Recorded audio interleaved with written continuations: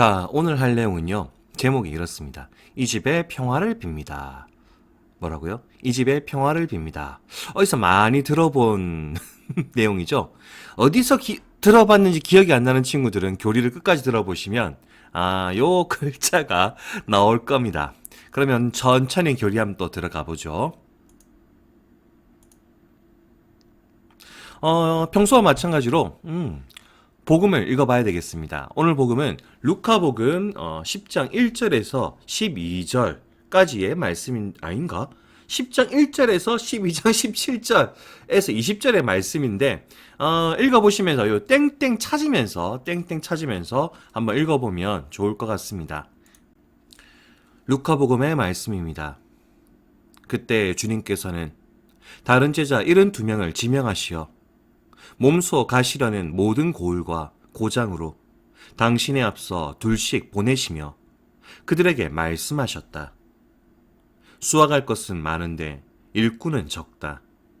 그러니 수확할 밭의 주인님께 일꾼들을 보내주십사고 청하여라. 가거라. 나는 이제 양들을 이리때 가운데로 보내는 것처럼 너희를 보낸다. 돈주머니도 여행 보따리도 신발도 지니지 말고 길에서 아무에게도 인사하지 마라. 어떤 집에 들어가거든 먼저 이 집에 평화를 빕니다 하고 말하여라. 그 집에 평화를 받을 사람이 있으면 너희의 평화가 그 사람 위에 머무르고 그렇지 않으면 너희에게 되돌아올 것이다. 같은 집에 머무르면서 주는 것을 먹고 마셔라. 일꾼이 품삯을 받는 것은 당연하다. 이 집 저 집으로 옮겨 다니지 마라. 어떤 고을에 들어가든지 너희를 받아들이면 차려주는 음식을 먹어라. 그곳 병자들을 고쳐주며 하느님의 나라가 여러분에게 가까이 왔습니다 하고 말하여라. 주님의 말씀입니다. 그리스도님 찬미합니다. 자, 오늘 복음에 땡땡 찾으셨습니까? 오늘 복음의 땡땡은 평소와 마찬가지로 찾기 쉬웠죠. 하느님의 나라가 여러분에게 가까이 왔습니다. 가 오늘의 땡땡의 정답 되겠습니다. 오늘 교리는요. 바로 복음부터 들어가죠. 오늘 복음의 장면은 예수님께서 72명, 그러니까는 72명이죠. 72명의 제자들을 뽑으셔서 둘씩 짝지어가지고 파견을 하십니다. 미션을 주고 보내십니다. 야, 나가서 일 좀 해라. 왜 보내셨는가? 정확하게는 알 수 없지만, 예수님이 이렇게 말씀하시면 보내십니다. 수확할 것은 많은데 일꾼이 부족하구나. 수확할 밭의 주인님께 일꾼들을 보내달라고 기도하여라. 그러니까 일손이 딸리니까 너희들 좀 가서 일손 좀 거들어라. 그리고 일손 좀 만들어봐라 하면서 보내신 겁니다. 그러니까 사실 예수님이 모든 활동을 하실 수 있죠. 예수님은 기적도 일으키고 다 하실 수 있지만 그렇다 하더라도 예수님은 한 분이죠. 그리고 혼자서 하는 것에는 언제나 한계가 있기 마련이죠. 예수님께서는 제자들을 보내십니다.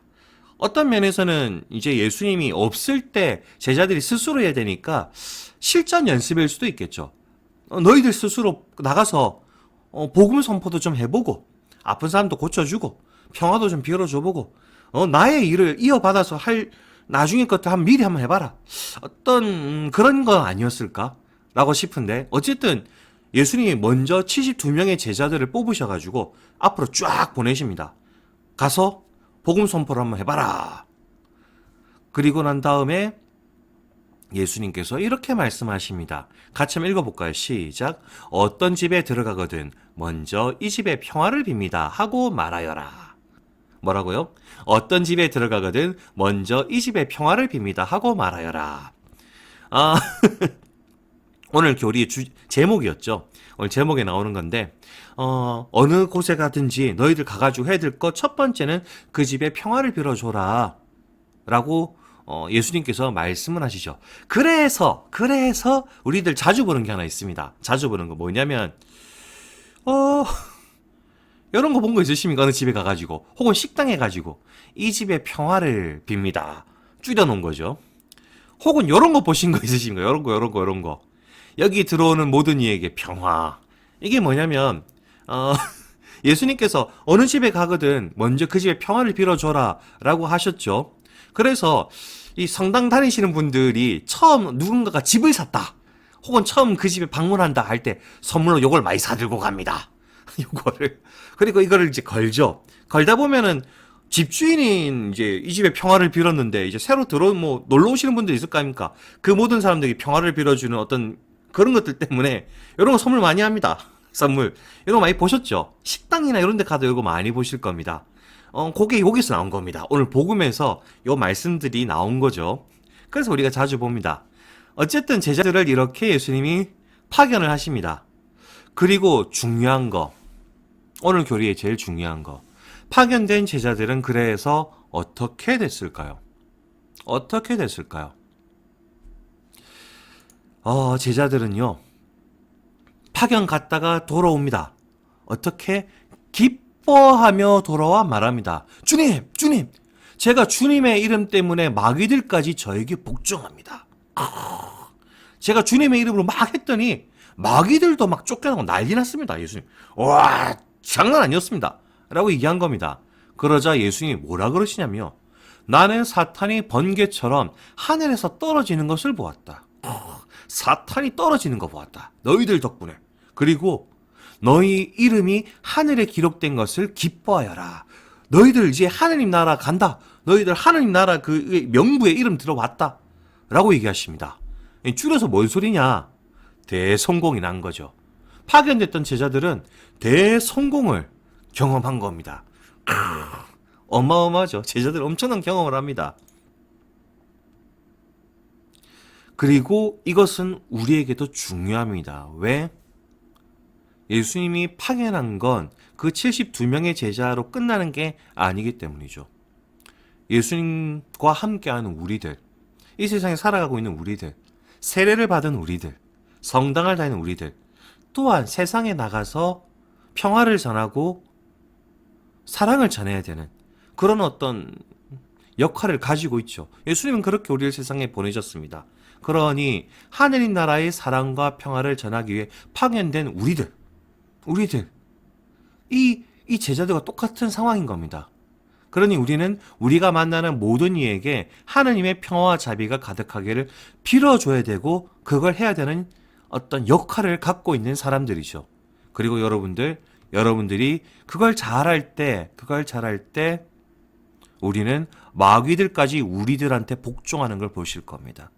그리고 우리들은 하늘나라에 우리들의 이름이 적히게 될 겁니다. 다르게 말해서 우리는 성공할 겁니다. 걱정하지 마십시오. 예수님이 함께 하시니까 여러분들 성공하실 겁니다. 사랑의 일을 하실 때 여러분은 절대로 실패하지 않을 겁니다. 그러니 걱정하지 말고 사랑의 일을 하십시오. 오늘 일독서에 이렇게 나옵니다. 예루살렘에 평화를 강물처럼 보내주신다. 요 예루살렘이란 건 구약 성경에서 자주 하느님의 백성을 상징하는 단어로 많이 나옵니다. 그러니까 하느님의 백성, 우리들이죠. 우리들에게 샬롬, 평화를 강물처럼 보내주시겠다고 약속하셨습니다. 우리는 하느님 품 안에서 위로와 사랑을 받게 될 겁니다.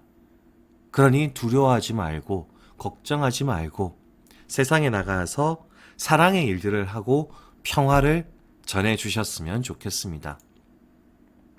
그런 의미에서 오늘 말씀 실천하기 아주 재미있는 게 또 있습니다. 오늘 복음에서 예수님께서는 72 제자를 둘씩 짝지어 파견하십니다. 둘씩 보내십니다. 혼자 안 보내십니다. 그리고 이거는 내 곁에 있는 사람들이 바로 예수님께서 짝을 지어주신 내 동료란 뜻이죠. 그렇죠. 다르게 표현하면 여러분들 곁에 있는 모든 사람들이 함께 파견된 모든 사람들이 여러분들의 동료입니다. 자, 이렇게 파견된 우리들은 예수님께 파견받는 그분의 가르침을 어떻게 실천할 수 있을까요? 하면서 체크리스트가 나와 있습니다. 체크 한번 해보시죠. 체크.